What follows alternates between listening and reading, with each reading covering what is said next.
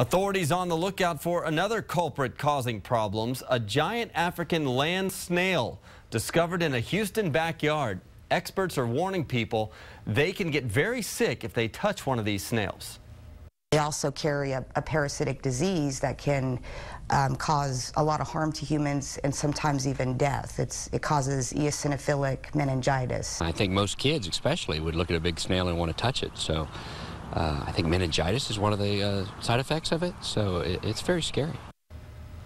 Also, the problem with this snail, it got away. No one knows where it went. But crews are on the way. There's also a problem in Florida right now. Crews are on the way to Houston to see what's going on. Experts say the giant snail originally comes from East Africa. They reproduce rapidly, laying up to 100 eggs a month.